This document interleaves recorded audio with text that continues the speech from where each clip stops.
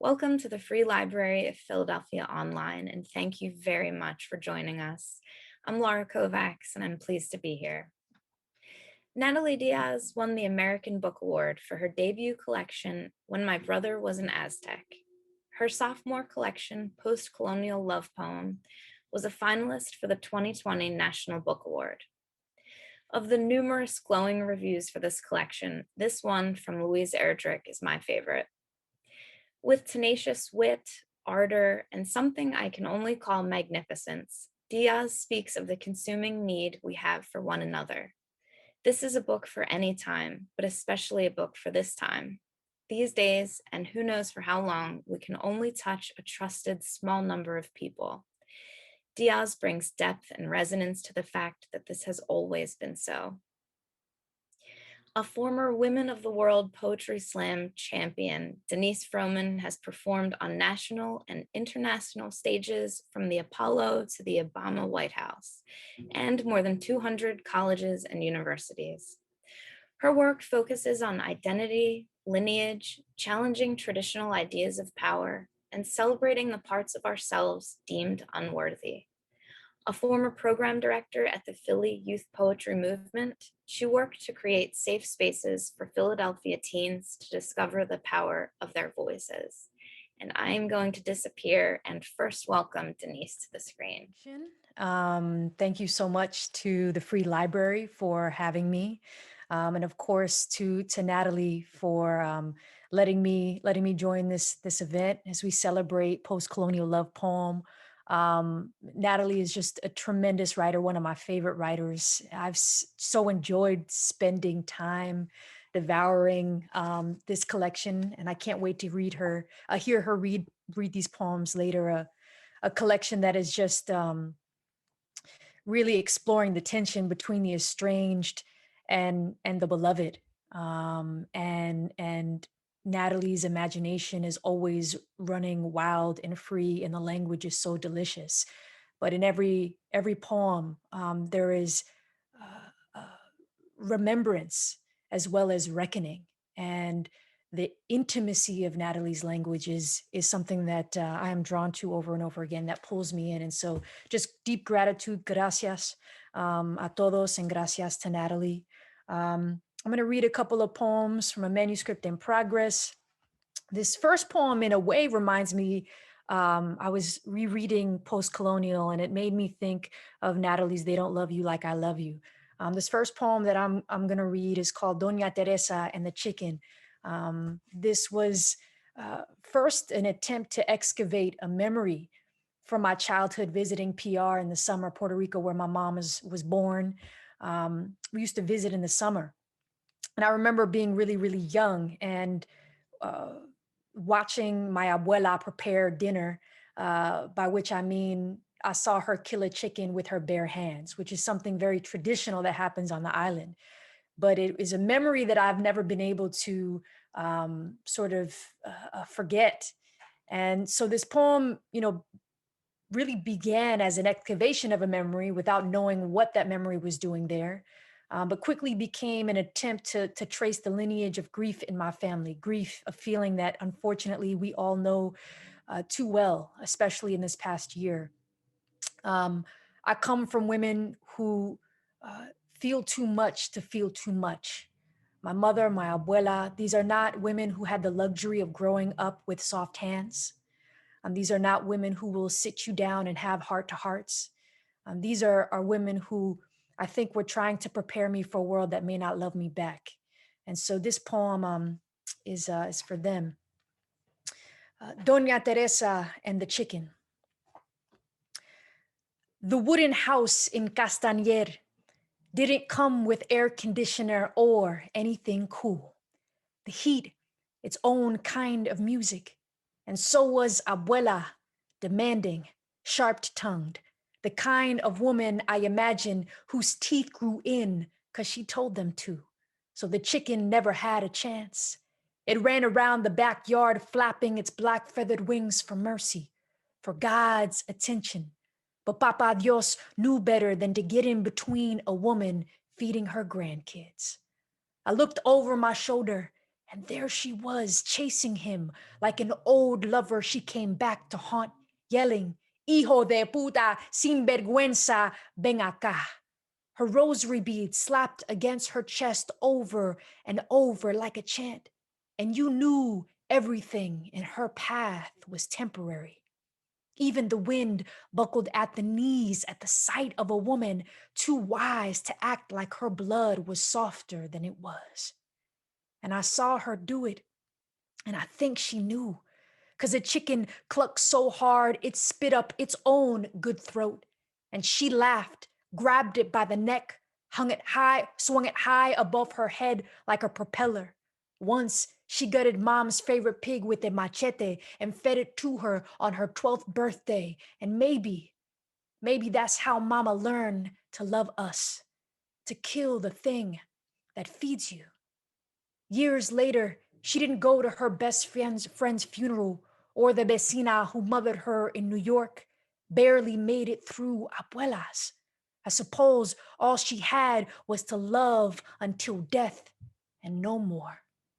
So when we saw Doña Teresa lying in the casket, arms crossed, chin cocked up, the whole family cried and clawed, wanting her to come back, wanting her to shout, "Didn't I prepare you better than this?"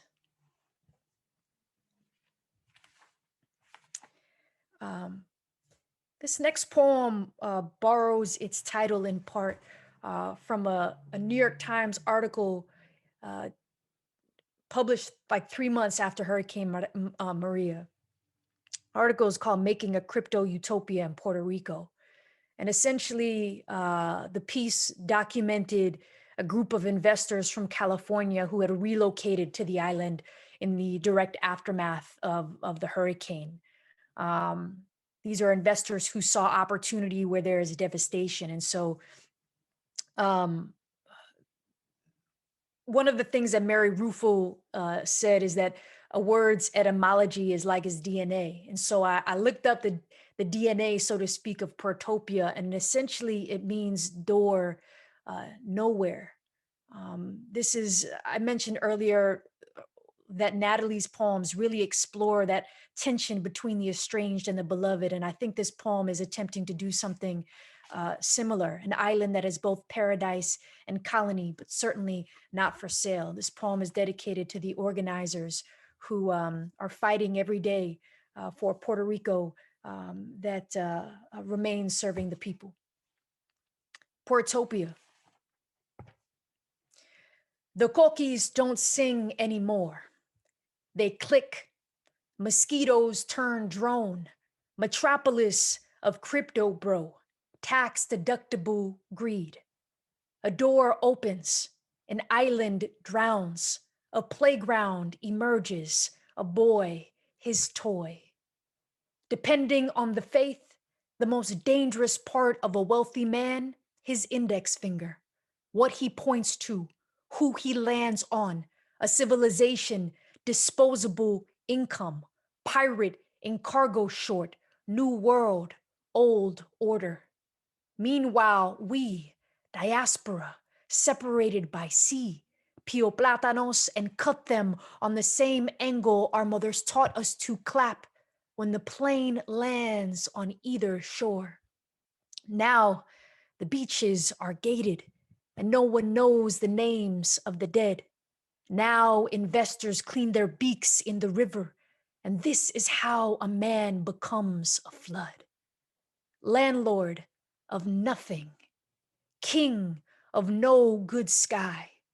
Watch paradise misbehave. Watch the night pearl into a necklace of fists. Watch this, El Yunque, a real God machine, unhinge her jaw and swallow the flock. Where are the Puerto Ricans, huh?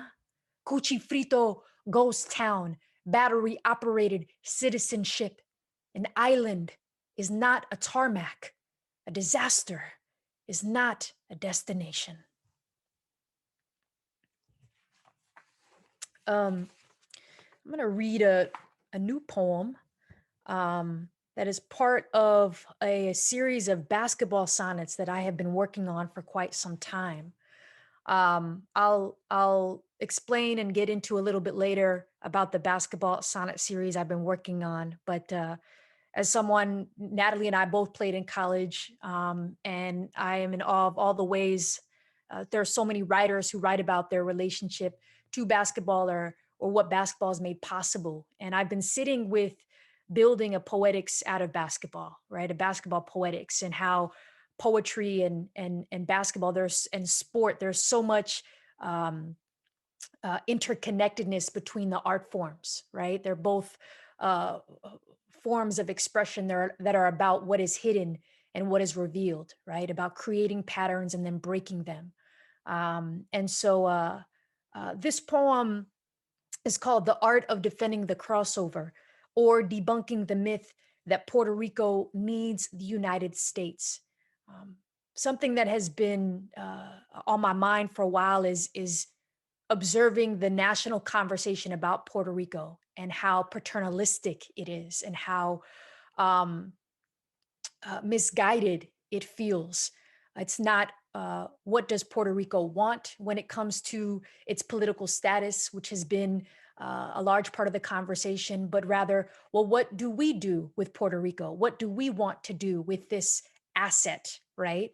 And after Maria, me and my mom were having deeper conversations about this relationship, right? This colonial relationship between the US and this island nation, right? That is in this ambiguous place, this place of no place, politically speaking. And we were talking about, well, who is really benefiting from this relationship?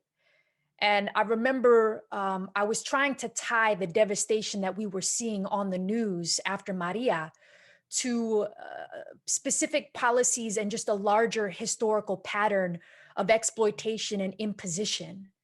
And I remember my mom telling me to stop talking about that. I think because there was a real fear in realizing that you've been lied to.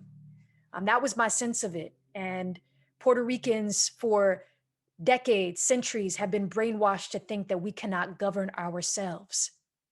And yet the reality is that it's colonial policies from the US that have undermined PR's political voice and economic power. And I wanted to push back against that. So this poem is called Art of Defending the Crossover, or Debunking the Myth that Puerto Rico Needs the United States. Stay low. Don't believe the shoulders. They lie like two false gods, will lead you in the wrong direction, will leave you in limbo, then have you believing hype and history you didn't write, will have you sign your life away. Instead, believe the waste. Everything else, optical illusion. Think Jones Act, Operation Bootstrap, the Labor Department's migration office. Don't board the ship of shifts. See, the trick to surviving is to never get caught flat-footed, never get caught reaching for something you can't have.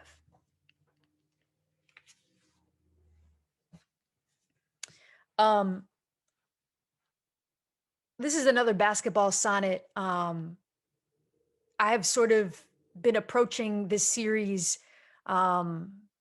thinking about the sonnet as sort of the perfect container for these kinds of poems, because the sonnet obviously has the volta, right? Like the turn in the poem. And a lot of poets call it the pit, right? A pivot, right? Where the poem pivots. And that's obviously something that is directly related to something we do in basketball, right? We have a pivot foot, right? Which is really about moving in a different direction, right? Gesturing toward a different outcome. So I like to think about not to get too basketball technical here, but the foot that doesn't move as the impetus for the poem, right? That stationary foot. And the other foot is sort of about the exploration or the undoing. This poem is called Lady Jordan. It didn't matter that I married the game or slept with a ball under my arm. Mom said, girls don't hoop, they wear hoops, And around here, vecinas chirped, it's always y tu novio season. But isn't beauty a finger roll, a backdoor cut on the blacktop, a fadeaway jump shot, 2 seconds left on the clock? And there was Danny talking smack, even though his teeth were out of order. This isn't the only history, but is the history of everything. The neighborhood boys who shot crooked never learned my name. So I played them 21, turned their ankles to jello, made their backs kiss the floor until they donned me, Lady Jordan. And who wouldn't take that? Though I've never been ladylike, I wore that rusted metal rim like a ring and slipped my bones through the net like a perfect white dress. All right, I have one more poem for you all. Thank you so much for being a generous audience. And thank you again to Natalie and Andy and Laura and everybody at the Free Library. I'm very excited for Natalie's reading. This last poem I wrote pre-COVID, but it sort of takes on new meaning now that we are having a deeper conversation about who our essential workers are, right? And what kind of work is deemed worthy or important and protected. And typically it's not the people in the C-suites, it's not the CEOs, right, who are most essential. It is the people who pick your fruits and vegetables, who take care of your children, who bag your groceries. And growing up in New York City, street vendors, right, were deeply ingrained in my community, right? These were people that we knew and loved. They were the centerpieces. And yet growing up, the older I got, the more I saw that displacement and gentrification, was affecting them, right? That they were being criminalized. And so this poem is dedicated to the street vendor in my community, particularly the piragüero. The piragua is what some people might call a snow cone. We're obviously going to debate that in this poem a little bit. But it's called The Queer Girl's Ode to the Piragüero. And again, thank you so much for having me. Oh, piragüero, my first lover, the only man I ever wanted anything from. I sprinted half blocks for you, got off the bus 2 stops early, took the long way home just to see your rainbow umbrella. Oh, piragüero, candy cool syrup god. Boricua, Batmobile, wooden cart pushing, bobsled, papi. When the viejitas asked for the 10th time whether I got un novio, the closest name on my tongue was you. Who else made me break my neck in 2? Who else gave me so much for $1? Who raised hell when they nicknamed your island delicacy snow cone or worse, shaved ice? I trusted you, the hallelujah work of your bare hands, the dirty white kitchen towel you laid over a fat block of ice. And never once did I ask questions. And when they pushed you off 9th Ave, when you packed up on 96, I only saw you after ball games on 131st and 5th, when the hipsters threw ice in paper cups, added nutmeg and real ingredients like mint leaves, called this an upscale makeover for a poor man's treat. I wanted to shout out, no, leave my man alone. Tell me, who else could turn a blue shopping cart into a 57 Chevy or a mom and pop shop, maybe the elotero on El Centro, the churro ladies by the A train, maybe my mama, once the nanny, who sewed curtains for a couple upstairs, made an office out of her hands, like my pops, who cut his saxophone until the velvet flesh of night rearranged the altitude of a palladium dance floor. And then a plump wad of cash, a worn rubber band, a 401k shoebox, which is to say, praise everything we build under the table, the underworld of workers, wielders, America's thumping bass line, the chorus of a country where 2 for 1 is the best hook to every good song I know. Like the way you turn my tongue into a red carpet, like the first woman I ever loved. Oh, Piragüero, you winter my whole mouth, you conductor of cool. You're the only one I know, the only one who can govern the thick heat like a DJ scratching a glacier. You make the whole city rock. Thank you so much. Yes, Denice, that was beautiful. I think you meant raspada, but I'll let you slide with. Yeah, we can hash that out later. Frio frios and raspados, Dominicans, Mexicans. This is the Latinx diaspora right Yeah, here, right? We got different names for the same thing.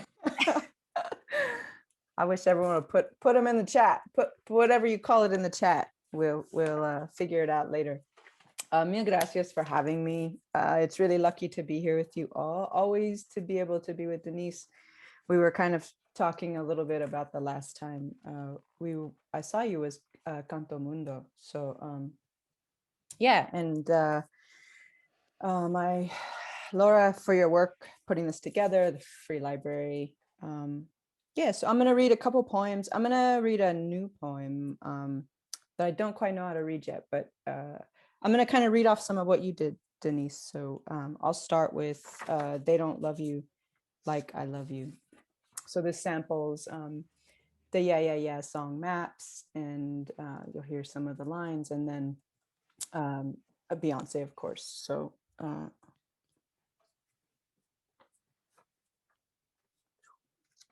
they don't love you like I love you.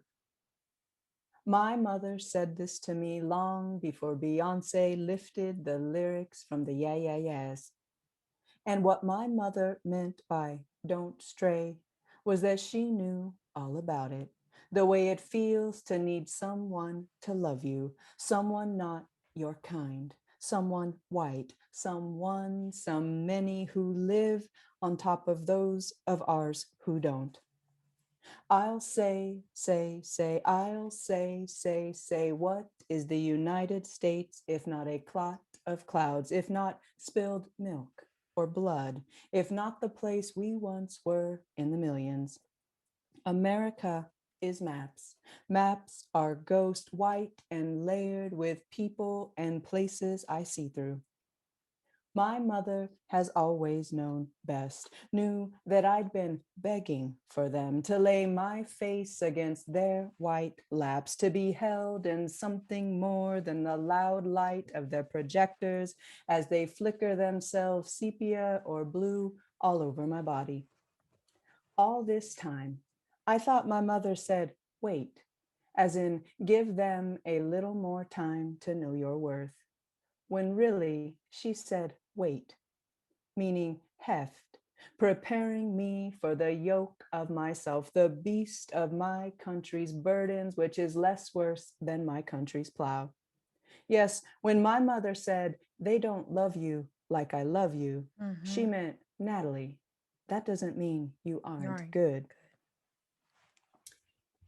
I think that's something that I've been thinking a lot about in this book, but just generally, right? I mean, Denice, you're talking a bit about that too, just thinking about like, what is goodness, you know, how we were taught we couldn't be good, that goodness, American goodness is something that wasn't meant for us. I'm thinking too about, like you were talking about those hands, right? They didn't have soft hands, and yet the capacity for love in those same hands. I think about my mom's hands a lot. I think also about the way my mother, my mother scent growing up, right? Like it's always like bleach or like something from the kitchen, and just what a comfort that was. But yeah, so thinking about hands, yeah, and thinking too that, you know, every good thing and every bad thing I've done in most cases has started at my hands. So I'm gonna read a poem for that, toward that. These hands, if not God's. Haven't they moved like rivers, like glory, like light over the 7 days of your body? And wasn't that good, them at your hips? Isn't this what God felt when he pressed together the first beloved? Everything? Fever, vapor, atman, pulses, finally a sin worth hurting for, a fervor, a sweet, a you are mine. It is hard not to have faith in this. From the blue-brown clay of night, these two potters crushed and smoothed you into being, grind, then curve, built your form up, atlas of bone, fields of muscle, one breast a fig tree, the other a nightingale, both morning and evening. Oh, the beautiful making they do of trigger and carve, suffering and stars. Aren't they too the carpenters of your small church? Have they not burned on the altar of your belly, eaten the bread of your thighs, broke you to wine, to Eker, to nectarious feast? Haven't they riveted your wrists? Haven't they had you at your knees? And when these hands touched your throat, showed you how to take the apple and the rib, how to slip a thumb into your mouth and taste it all, didn't you sing out their 99 names? Zahir, Aleph, hands times 7, Sphinx, Leonid, Locomotura, Rubidium, August and September. And when you cried out, oh, Prometheans, didn't they bring fire? These hands, if not God's, then why, when you have come to me and I have returned you to that from which you came, white mud, mica, mineral, salt, why then do you whisper, oh, my hecatonhire, my sentimani, my 100-handed one?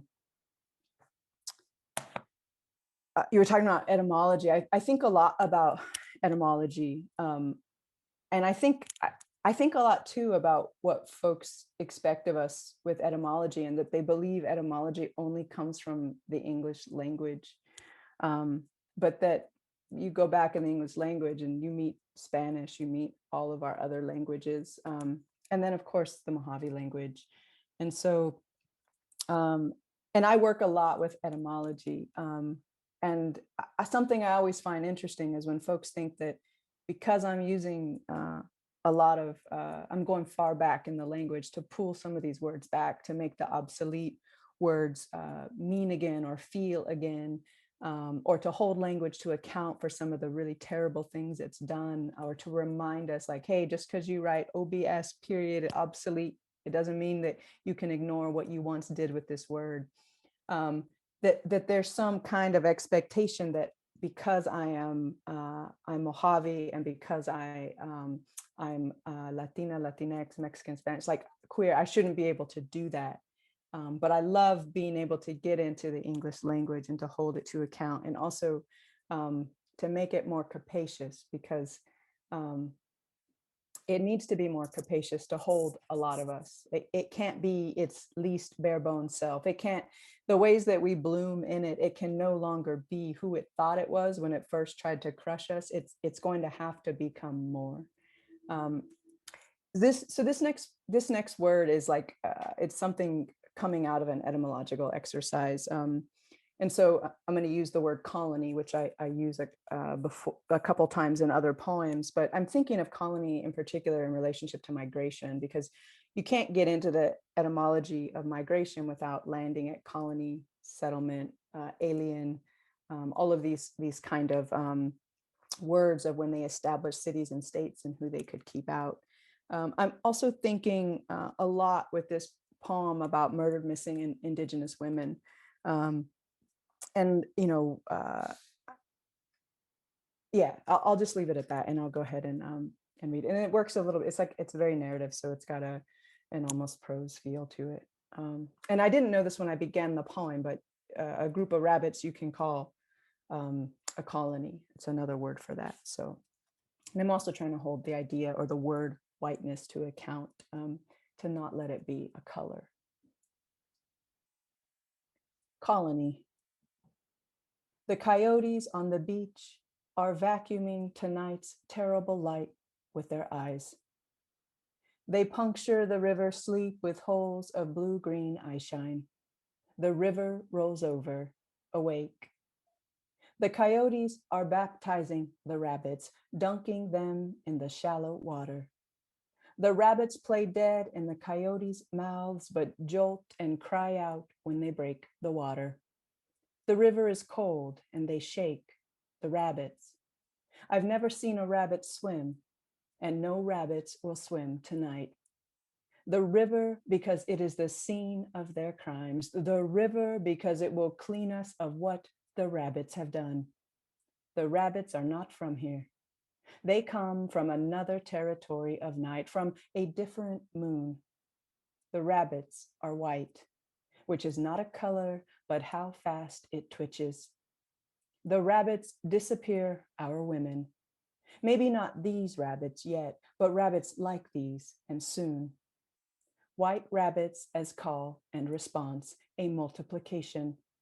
The game where everyone holds hands, then someone squeezes, sends a signal, and everyone sends the same signal they receive. If that game were forever and played by rabbits. Rabbits so white their eyes are pink. The rabbits took my cousin. They collapsed her down to a greasy spot somewhere. Like when your brother backs the truck out of the driveway and the truck leaves behind an iridescent liqueur on the ground. So you sprinkle sand over it to absorb the stain. The coyotes are a night shift, a labor of shades against the pebbled shore. They are a range of blue-black mountains reorganizing weight, a dusk. With more night happening, the rabbits become stranger. Their ears are slicked back like men. I try not to ask myself, what is a rabbit? I can't explain the rabbit, but I feel it. I've felt it my entire life, that there's something wrong with the world. I don't know what it is, but it's there, a white blot in my mind. The question distracts me, and a rabbit kicks its body free. The noisy shadow tangles and disrupts the coyote's feet. One of the coyotes transforms. It opens all of its mouths and recaptures the rabbit. At first, the cry of a rabbit is the cry of a baby. Then the cry becomes something there are no words for. The cry of a rabbit will make you cry unless you are hungry, or the rabbit has pulled your cousin out of your life by her hair. The coyotes plunge the rabbits into the river 4 times. One of the rabbit's ears flap in the wind like empty violet shirt sleeves. Each time they are sunk in the water, the rabbits become more quiet. The silence embers the coyote's eyes copper, chrysocolla. Some of the rabbits hang upside down, staring off and soothed by the moon, who is also soaked with river and whose light trickles out from the middle of the water to the shore in tremors. Wounds move this same drenched way. The mesquite trees along the jetty are tap-rooted in the water. When you gash a mesquite trunk or cut its branches, its skin seeps red gold sap, weeps and crusts an amber blister. The rabbits wish to begin healing, but their wounds are happening now. The rabbits wish to cicatrix. Rabbits are always too late. The rabbit's cries have become choked with water or the coyote's teeth, most likely with blood and fur, a burbling. The river and its bullfrogs are also sounds. A fish leaps from the water and falls back into it. I should have said the rabbits were screaming, not crying. I am the one crying, and on nights like this, everything is wet as tears. The coyotes move in a group. How mourners move around a pyre, how authorities move to the door of a family whose daughter or mother has gone missing. Not a tight pack, but a breathing. How fingers brush one another on their own hand. The coyotes' tails are down. The rabbits aren't saying anything anymore. They were another kind of quiet before this, before the screaming. The rabbits have never wanted to talk about what they have done. This rabbit quiet is a new quiet. Tufts of pale fur rock in a foam onto the shore, then off, back to, and off again. It never settles. The coyotes clean the rabbits with the river and clean us of the rabbits. They lick the terrible light from one another's faces and eyes. But what the rabbits have done is still done. The coyotes know this and cry the spilling moonlight back to the moon. The moon crusts and closes. The coyotes leave the beach one at a time. We are all clean and lonely. And then I will end with a basketball poem.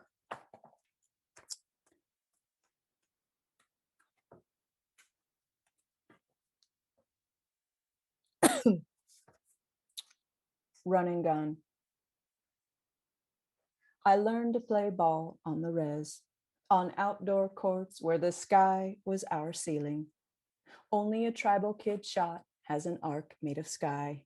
We balled in the res park against a tagged backboard with a chain for a net, where I watched a Wallapai boy from Peach Springs dunk the ball in a pair of flip-flops and slip on the slick concrete to land on his wrist, his radius fractured and ripped up through his skin like a tusk, which didn't stop him from pumping his other still beautiful arm into the air and yelling, "Yeah, Clyde the Glide, motherfuckers," before some adult sped him off to the emergency room. I ran games in the abandoned schoolyard with an 8-foot fence we had to hop, where I tore so many pairs of shorts on the top spikes, and when my little brother got snagged trying to climb down, my cousin and I let him hang by the waistband of his underwear for an entire game of 11. And if that cousin hadn't overdosed on heroin a few years later, he might have proved us right and been the first res jumpman. I got run by my older brother on our slanted driveway, the same brother I write about now, who taught me that there is nothing easy in our desert, who blocked every shot I ever took against him until I was about 12 years old. By then, his addictions had stolen his game, while I found mine. I learned the game with my brothers and cousins, with my friends and enemies. We had jacked up shoes and mismatched socks. Our knees were scabbed and we licked our lips chapped. We were small, but we learned to play big enough to beat the bigger, older white kids at the rec center on the hill, which to get to, we crossed underneath the I-40 freeway, across the train tracks and through a big sandy wash. We played bigger and bigger until we began winning. And we won by doing what all Indians before us had done against their bigger, whiter opponents. We became coyotes and rivers, and we ran faster than their fancy kicks could up and down the court. Game after game, we became the weather. We blew by them. We rained buckets. We lit up the gym with our moves. We learned something that was more important than fist, at least at that age. We learned to make guns of our hands, and we pulled the trigger on jumpers all damn day. And when they talked about the way we played, they called it run and gun. And it made them tired before they ever stepped on the court. Just thinking about a pickup game against us made the white boys from the junior high and high school teams go to sleep. And while they slept, we played our dreams. I'll stop right there. I'll stop and meet you at the court right there. Thank you both so much for those really powerful readings. I'm grateful to be in your audience tonight. I'm going to start with a really pretty heavy question from the audience. I think it's a good place to start. Would you please talk more about etymology and braiding your languages and how you make the poems sing? How did you come up with your reading styles, killer readings? That's a great question.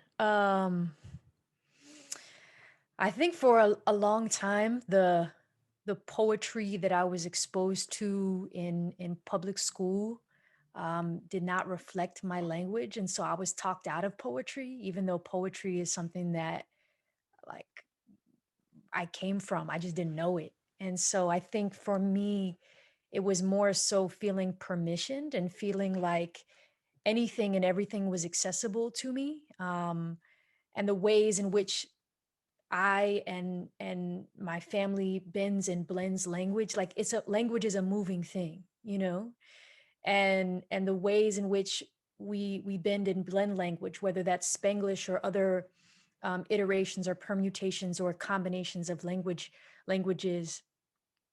I think I wanted to bring that to my poetry, and so it wasn't something I was trying on like an outfit, but more so just being more embodied in a way where I didn't feel like I had to shapeshift in any way. I actually just took a workshop with Ellen Bass on music, and Patricia Smith just gave an incredible talk about music. And uh, you know, my dad is a Latin jazz musician. He played for Tito Puente for like 30 years, and so like the music we listened to in my house, the concerts I went to as a young kid, the studio sessions that I just sat in, right? Like, even though I'm not fluent in Spanish, I'm conversational.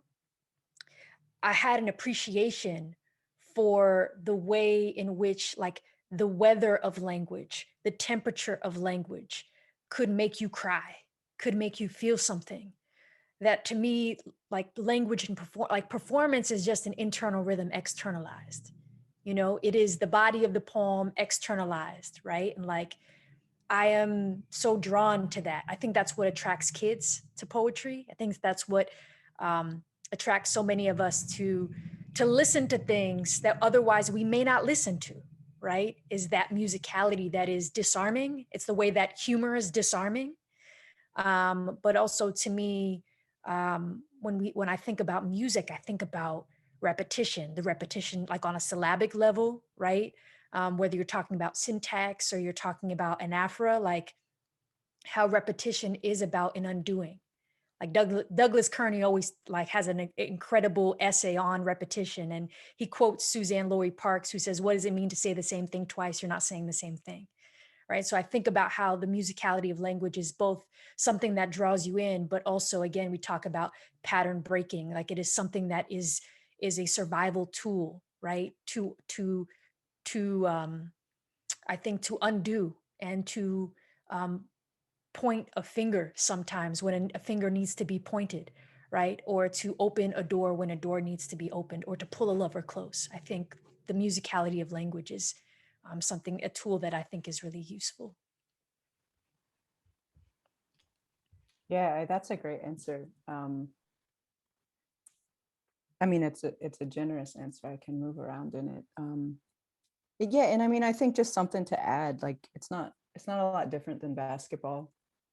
It's physical. I think we find all kinds of ways of the physicality of language. I think we're denied it because the bifurcation of what is intellectual versus what is body, which I wasn't raised with that. That's the same for me, and so that feels lucky. And I think one of the luckiest things for me with language is that it is another way of touch. That's the way I experience it. And I think there's also something important about opening that space for folks who are not like eye-centric or ear-centric or centered, you know. So what does that mean, that we're communicating one body to another? You know, what if we get away from meaning and think about how we feel, right? And it's the same thing with basketball. It's momentum. It's about saying, like, how do I enter this stream of energy, or when do I need to pull back, or how do I hold up against it? And, you know, etymology is related to the origin of words, right? And which is similar and right to our names. Like, how'd you get your name? You know, like that's a great story always. Like, how'd you get your name? And it's something that I think the English language denies a lot of us who have other languages.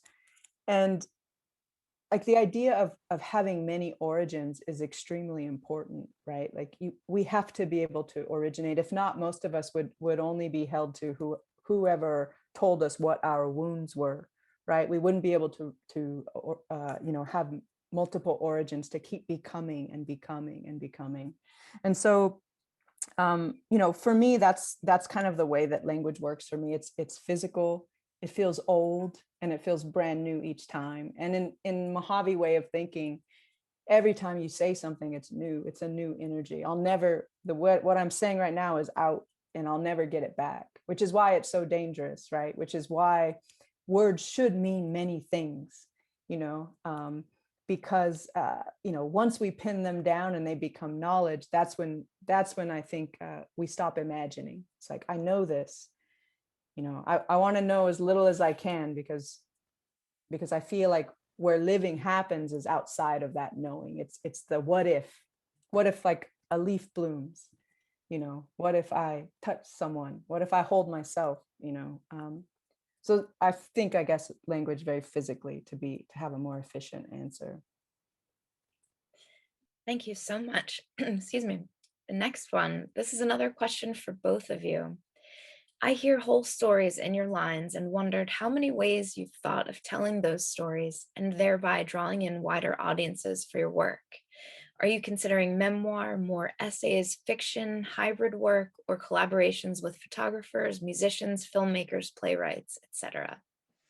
I think for me, I always love collaborating with other artists and other art forms. I love hearing how dancers think about an image or building an image. I love the way that musicians think about language and build rhythmic language. And so I got a reading right before the pandemic, where her name is Cosmic Jackie. She told me to think about my work in more of a multimedia way. And I don't know, obviously these basketball sonnets, I'm intending them to be part of my manuscript, but I also am really interested in how they could live paired with photographs. I've been like staring at basketball rims. I'm so fascinated by every time I drive by a court, like the little distinctions between them and the stories that the rim or the backboard or the court can tell. So yeah, I don't know that I can say anything other than I hope to just deeply listen to what the work is asking of me and be open to how they might live. YA is really interesting to me. Theater is really interesting to me.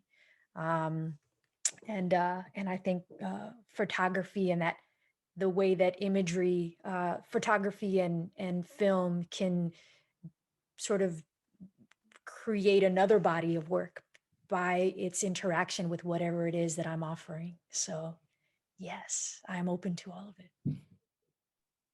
Yeah, sometimes poetry, the least of poetry is the page, right? Yeah, and that feels lucky. I also, maybe this too comes, Denice, from like playing basketball. I know for me, it also comes from being in a big family, but I think better, I'm more like sensual in a group. Like that's just the way my brain was made. Like from a big chaotic family, everybody's talking. Like if you're my friend, you have to be like willing to let me, like I don't consider it interruption. I just consider it like excitement, and I jump in. And like, so if you're my friend and we're going to make it as friends, you have to be willing to like realize I'm not like trying to get in your way, but I just expect you to keep going right after me, And so, I feel like I write like that. I feel like I feel that physicality, that momentum, that shifting, that give and take in your work as well. And something, I'll just share this small thing because, it's so very different to be sitting and reading a poem. It's not something I'd ever done before this pandemic situation and being on Zoom. And like, I had to stop because I make so much noise. And so I kept getting like, people were like, hey, Natalie, like you're moving, you can't move your papers, but your body, right? And like, I'm not even like, I've never been on a spoken word stage. So that's a very different way of moving your body. But I have been collaborating with some performance artists, and in one performance, this really incredible artist, Indigenous artist, Maria Hupfield, who is based in New York and has now jumped up to Toronto. But we were collaborating on this performance, and somehow we didn't plan it, but I ended up doing the movements and she ended up doing most of the talking, which is a little bit unlike that. And so I found myself in the middle of this room in a way I'd never been like panoramaed, right? Like you can stand in the front of the room, that's one thing. But I was in the middle of this room doing these movements. And after like the next day, I hadn't been that sore in so long, because like it made my body different in that space. And I think for me with collaborations, that's something that feels really important to me, is the different sensualities that happen across these spaces, even thinking about like the image, what the image does. But yeah, I mean, the collaborative, I think it's very natural for poetry. I think sometimes it's scary, of course, right? Like anything. But I think it's, yeah, I mean, most artists I know, I think, read poetry. And so in some ways, if all we're doing is poetry, maybe we're not doing enough. Thank you both so much. This, I think, is going to have to be our last question. Does your imaginative language come from the language used in the environment in your upbringing? Or did you acquire it as a necessity to describe your poems that hold nature, shape-shifting mythology, and culture? I think maybe a little bit of both. I want to sit with that and live inside that. That feels like a living question. I like that. I think a little bit of both. I think you know, creating language. I don't know if I would say acquire, right? But creating language feels like a necessity, right? Natalie was talking about sort of in another way, like the narrative that we inherit about ourselves, right? The words that we inherit about ourselves that are attached to us in the larger, right? Like dominant narrative, whatever that may be. And that it is important to subvert that in whatever ways with the tools that we have, and language is our tool. And words are my tool. And so I feel like that is,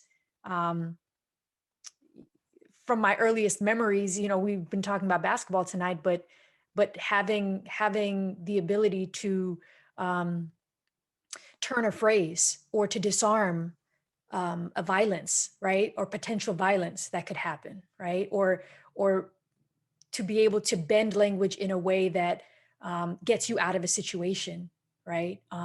So I feel like I've had practice. Like there are so many ways I've had practice with poetry before I started writing poetry.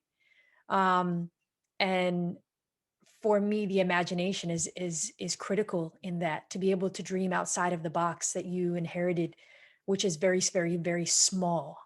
And so I think but it also comes from the language in my environment too, like without thinking about it. Sometimes when I read poems and I use a lot of alliteration, I can hear my foot hit the, when you're walking in New York City next to the delis, they have the grates, the doors, the metal doors to the basement where they store food. Like I can hear that particular sound every time I use alliteration, or like hard consonants. I can see my mother's face when I use like a speculative conjunction. Do you know what I mean? Like, not to get all languagey and nerdy about it, but like, I think and then on an emotional like level, just what's in my bones, um, it makes me kind of think of something that Rosie Perez said in a New York Times interview, like, I can teach you how to dance, but I can't teach you how to boogie, which is like the best answer I could give to think about voice and like creativity, So I think it's a combination for me. Yeah, I would say the same. And I think there's also, I mean, I do think that like language is one of our technologies of touch. It's not the body. The body makes it. It's not the body, but it's the way the body reaches out, for example, or it's the way the body takes in or holds back, right? It's the body's desire or fear or something, right? In a kind of language, we say body language, right? It's all the ways, and it begins, and of course, in a very self-centered place, but it's meant for what happens outside. Like, I think of language in some ways a little bit like a window. And I think for folks like I tell my students a lot, like when you're thinking about like language and intentionality, like it's important to know what your verbs are. Like what makes you electric? What actuates the world, you know? So I think a lot in terms of the imagination about the verb.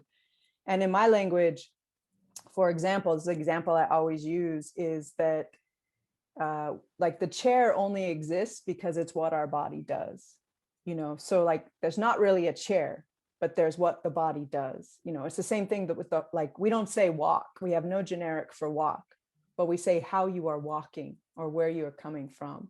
So I think about language as being a kind of imagination. You know, and then the strange part is, right, like what's happening in my head versus what becomes spoken or signed or you know, written with text. And just like I think that like one of the ways I want to answer this too is about like emotionality and sensuality. So like an example that I use often is like, just for example, like what do you call like this part of your body? Like what do you call this right here? It's like, okay, so like Denice, how do you call that part of the body? Like your stomach area? Yeah, so stomach. Like stomach, Yeah. midsection. Midsection. Laura, what would you call it? I would have said stomach too. Stomach. So like maybe you would say like barriga, or maybe you would say panza, or maybe you would say belly. Like belly, what can be hungrier, a stomach or a belly? You know, or like if you say like torso, maybe that feels muscular, or abdomen, maybe that feels medical. But like in Mojave, so this is about like languaging the imagination, like the way that I imagine my body because of my language, so that the language happened first, right? Or maybe you know, like where does it happen? Is that we say ito, which means the center, but it's our same word for heaven. Because when white folks came and they were pointing and they're like, what do you call that? What do you call that? And we're like, I don't know. Like we didn't even have a word for sky. Our word for sky is up, because we're like, it's not, there's nothing there, right? Like it's this other world. But so when they asked us to translate, we said, okay, that's the middle. So it became like what they said was heaven is also what we say for stomach. And so like it's a lucky, generous space to exist, is that I can hold whatever people think heaven is and the center of my own body in this kind of emotional and intellectual, like there's a weight to it. And so thinking of language, I think that's something I think a lot about, is that it can be prophetic, right? Like yes, it carries with it everything is done, but it can also be prophetic, which is why it's dangerous. Like when we say who we might yet be, that is like a great power against what they've told us we are, right? And so yeah, so I think of it like I think, Denice, this is like you're saying this too, it's becoming, you know, it should shift, it should change. Like what does it mean to say love and then to call out to your lover, hey love? That's different. Or amor, you know, like, so I think there's something really lucky about this question that you've asked us, and maybe that we always want to ask. And so the last thing, if I can just hop in and just ask both of you, like it's a question I've been asking my friends and strangers, but like what's the word you need right now, like to live, to be? So is there a word or like a phrase or a couple words that just right now to you feel essential, like to your days? That would be lucky for me to be able to leave on that. I would say beloved. That to me is a word I want to live in. The beloved, a beloved, right? To live inside of the beloved, something that you cherish. Intimacy, recognition, the stuff of poetry. I would say that word for me. I love that question. I'm happy to answer that one as well. For me right now, I'm going to choose the word presence, because at this time you're in so many places at so many different times, and you're a homeschool teacher and you're working at the library and running a home, and just trying to be present in all of them at the same time. And to that end, I want to thank you both so much for your strong, beautiful readings, and also for your thoughtful answers to our questions. And to our audience, thank you so much for keeping us company and for being engaged and for asking these questions. It's just so heartwarming to know that poetry is alive and well, at the Free Library of Philadelphia. So thank you all for joining us tonight, and have a good night. Goodbye.